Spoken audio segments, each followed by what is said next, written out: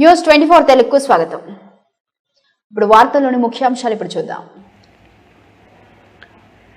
శంషాబాద్ మండలం బహదూర్గూడ భూముల అంశంలో రైతుల పక్షాన బీఆర్ఎస్ పార్టీ పోరాటం కొనసాగుతుందని 118వ డివిజన్ అధ్యక్షులు కొలను ప్రదీప్ రెడ్డి స్పష్టం చేశారు. ఈ మేరకు నిర్వహించిన ప్రెస్ మీట్లో ఆయన మాట్లాడుతూ హైడ్రా ద్వారా భూములు ఆక్రమించబడుతూ ఉంటే స్థానిక ఎమ్మెల్యే ప్రకాష్ గౌడ్ నాటకాలాడుతున్నారని, మాజీ మంత్రి సబితా ఇంద్రారెడ్డి, కార్తీక్ రెడ్డిలపై ఆయన చేసిన వ్యాఖ్యలను తీవ్రంగా ఖండిస్తున్నామన్నారు. రైతులకు ఎకరాకు 500 నుంచి 600 గజాల స్థలం ఇస్తామనడం అవాస్తవమని తెలియజేశారు. బాధితుల తరపున హైకోర్టులో కేసు దాఖలు చేశామని, రైతులు ధైర్యంగా ఉండాలని, బీఆర్ఎస్ ఎప్పుడు అండగా ఉంటుందని భరోసా ఇచ్చారు. ఈ ప్రెస్ మీట్ లో నాయకులు మండపతి పరమేశ్వరి, రాహుల్ గాజుల, అర్జున్, జయసింహ, జయకృష్ణ, టిల్లు తదితరులతో పాటు పెద్ద సంఖ్యలో రైతులు పాల్గొన్నారు.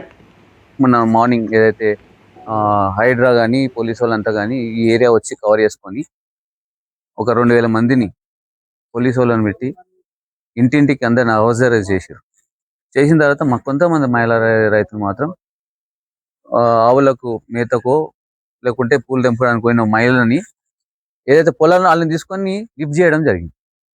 లిఫ్ట్ చేసినప్పుడు ఆటోమేటిక్గా ఎవరికైనా భయం అవుతుంది. మహిళను కూడా ఒక మహిళ అంటే ముసలోళ్ళు కానీ వేసేవాళ్ళు అందరిని కూడా లిఫ్ట్ చేసి నందిగామ పోలీస్ స్టేషన్కి తరలించడం జరిగింది. వీళ్ళకు ఒక రకమైన భయం అనేది మనసులో ఏర్పడింది. అరే అందరు లిఫ్ట్ చేస్తారు అని ఒక భయంతో వాళ్ళు టెంట్లో మార్నింగ్ నుంచి అట్లా కూర్చున్న వాళ్ళు తిండి లేకుండా వాటర్ లేకుండా కూడా అట్లా కూర్చున్నారు సాయంత్రం వరకు. ఆ తర్వాత కొద్దిగా కొంతమంది మరి వాళ్ళకి టెంట్లో ఉండాలని లేకుండానో ఇట్లా మమ్మల్ని ఎట్లా లేపుతలేరు, మేము ఎంతసేపు టెంట్లో ఉండాలనుకున్నారు కొంతమంది. వాళ్ళని మహిళా రైతులని కొద్దిగా ఇబ్బంది అంటే ఈ విధంగా మిమ్మల్ని రెచ్చగొడితే మహిళా రైతులు కొద్దిగా స్లోగన్స్ చేయడం జరిగింది. దానికే ఈ మహిళా రైతుల మీద మహిళా కానిస్టేబుల్ కాకుండా విత్ ఎవిడెన్స్ మా దగ్గర ఉంది.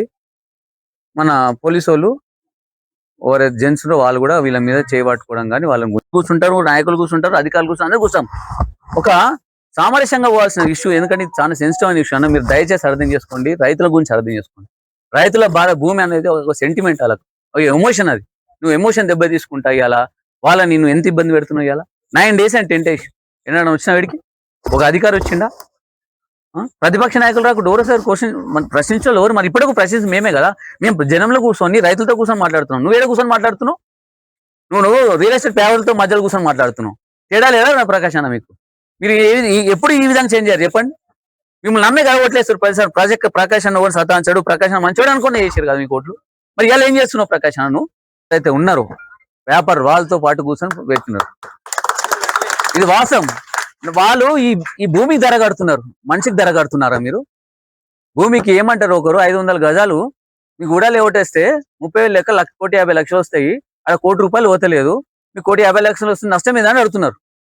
ఇదే ఎమ్మెల్యేని అడుగుతున్నా, ఎమ్మెల్యే గారు అన్న మీరు ఇంతకుముందు ఇలా లేకుండా ఇప్పుడు చెప్తున్నాను మీకు, మీరు ఈ రియల్ ఎస్టేట్ వ్యాపారాలతో తిరిగి మీకు రియల్ ఎస్టేట్ బుద్ధులు వచ్చినాయి. ఇవాళ మీరు భూమి ధర కట్టారు కదా, ₹1,00,00,000 ఇక్కడ ధర ఇస్తారా ఎవరన్నా? ఎక్కడికి ఈ ఏరియాలో ఏదైనా ₹1,00,00,000 దొరుకుతా? కోటి ఇచ్చిపెట్టు, 1,50,00,000 దొరుకుతుందా? దొరకదు. సరే అది ఇచ్చిపెట్టండి. మీరు ఇంకోటి ఇప్పుడు ఇలా 1,50,00,000 ఇస్తారు. వీళ్ళు ఏం చేసుకోవాలా? పైసలు తీసుకుపోయి ఇంట్లో పెట్టుకోవాలా? వాళ్ళ జీవనాధారం ఏంది? రేపటి నుంచి ఏం పని చేయాలి? రేపటి నుంచి రైతులు ఏం పని చేయాలి అని అడుగుతున్నారు. మీరు ఇవాళ భూమి గుంజుకుంటే రేపటి నుంచి ఏం పని చేయాలి? వీళ్ళు అంటే ఇళ్లలో కూర్చొని మధ్యాహ్నం కాగానే బోరు కొట్టో లేకుంటే ఏదో తోయకనో పోయి వయసాల్లో కూర్చొని బీరో